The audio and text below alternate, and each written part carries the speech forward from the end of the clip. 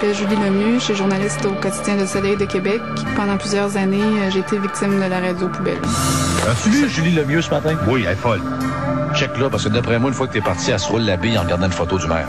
Oh. C'était dénigrant, là. C'était vraiment dénigrant pour une femme d'entendre parler de soi comme ça à la radio, là.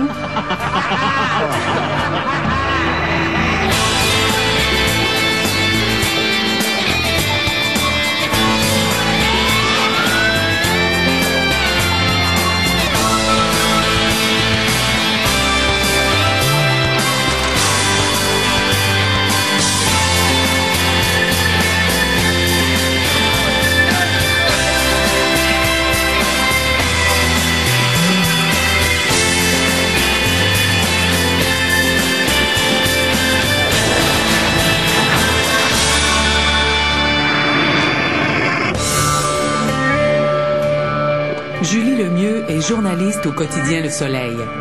Au début des années 2000, elle a été victime des propos injurieux des animateurs de radio Jeff Fillion et André Arthur. Elle travaille au Soleil, elle s'appelle Julie Lemieux, puis elle n'a pas d'orgueil, celui-là. Elle n'est pas fière de son métier, elle n'est pas fière de ce qu'elle fait, elle aime pas ce qu'elle fait. C'est une radio qui a de l'amour. Le monde parallèle. Julie Lemieux est victime, comme bien d'autres, d'un style de radio inspiré de la thrash radio américaine. À Québec, André Arthur et Jeff Fillion sont les champions de ce genre de radio, communément appelée radio poubelle. Oui, mais tout le monde sait qu'avec la pointe, c'est un trou de cul, là. Ah, c'est un crotté, c'est pas bon. C'est un loser. Une société sans espoir dans le trou de cul de l'Amérique, c'est ça le Québec. Hey, Haïti. Ça va être fermé, ce pays-là. Non, c'est tout des bêtes. Ah oui, il aime ça vraiment vivre là, dans le cochonnerie. Marie-Chantal Toupin, elle aime pas le cul. D'après moi, elle est même pas belle. Elle a même pas des beaux seins. Elle pue. Regarde, elle tout. En 2001, Julie Lemieux est promue au poste d'éditorialiste.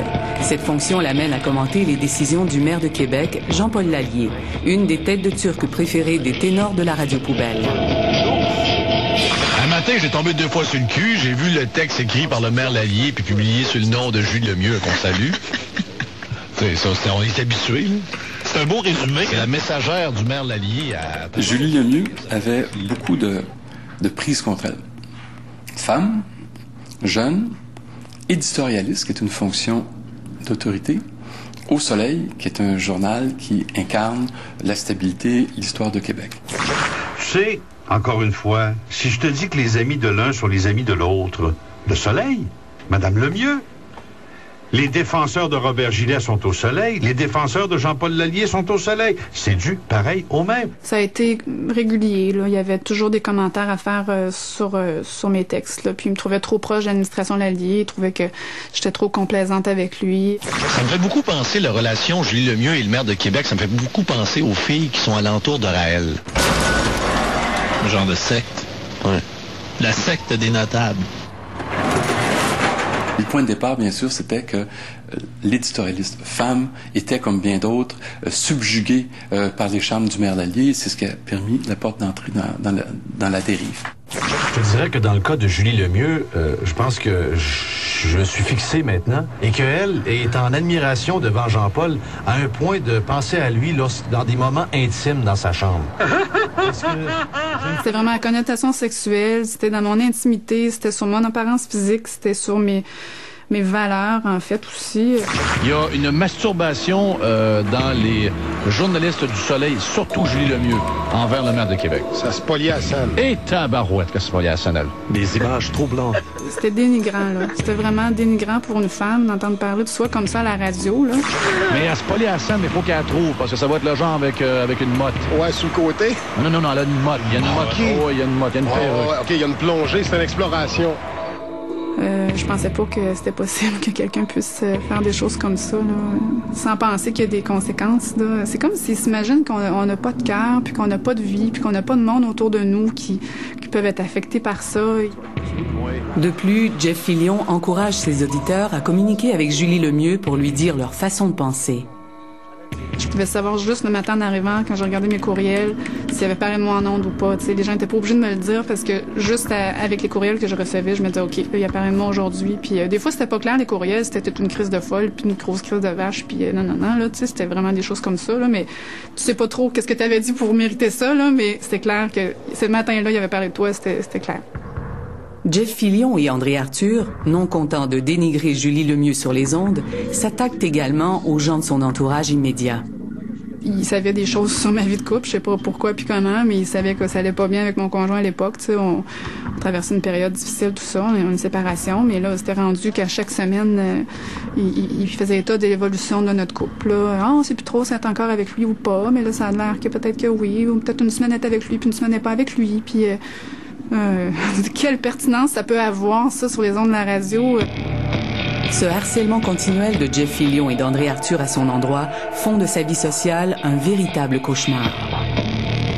Toi, tu traînes ça comme un boulet, puis tu vas chez le dentiste, puis tu entends ton nom, puis là, tout le monde te regarde, tu dis, bon, OK, là, c'est encore là, c'est à cause que je suis journaliste au Soleil ou c'est parce qu'ils ont entendu ça hier matin, là.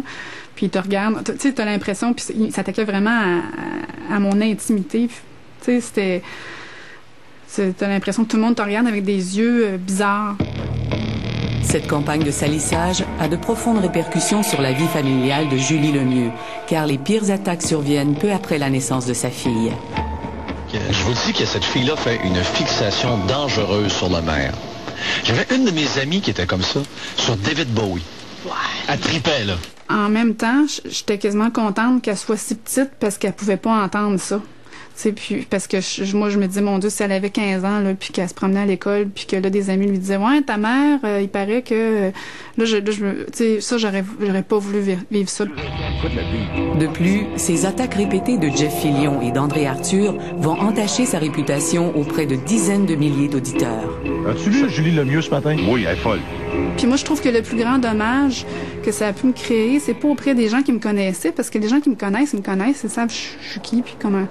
Bon, mais c'est des gens qui me connaissent pas, puis qui me connaîtront jamais, puis qui savent pas ce que je suis. Fait que tu dis, bon, mais ça veut dire que tous ceux qui n'ont pas eu l'occasion de me rencontrer, des milliers de personnes, là, qui ont entendu ça, ils ont une idée préconçue de moi qui est fausse, tu sais. Malgré ces attaques incessantes, Julie Lemieux demeure réticente à l'idée d'intenter une poursuite judiciaire contre Jeff Fillion et André Arthur. La personne qui a été attaquée est intimidée. Si elle va chercher conseil, souvent on lui dira « Garde donc ça mort. Si c'est pas toi qui as le micro, si c'est pas toi qui as la caméra, si c'est pas toi qui imprime le journal, attache ta tuque parce que avant que tu réussisses à passer à travers la formidable armada de moyens dont disposent les gens qui t'ont lésé ou dont tu crois qu'ils t'ont lésé, je veux dire, ce jour-là n'est pas venu encore. » Les gens qui ont été blessés par Arthur ou Fillion, en général, ne veulent pas que ça recommence et développent des stratégies pour échapper aux regards et aux attaques. Donc ça, c'est dominant. La peur de se faire planter par la radio poubelle fait partie de la vie québécoise. Finalement, tu te rends compte que tu t'auto-censures un peu. Là, je dis pas que je l'ai fait, là, parce que non, j'ai continué quand même, en général, à dire ce que je pensais, mais j'étais plus sensible à chaque mot, là, mais pas pour les bonnes raisons. C'était pas pour les bonnes raisons, finalement. Là, je craignais que ça fasse mal le lendemain.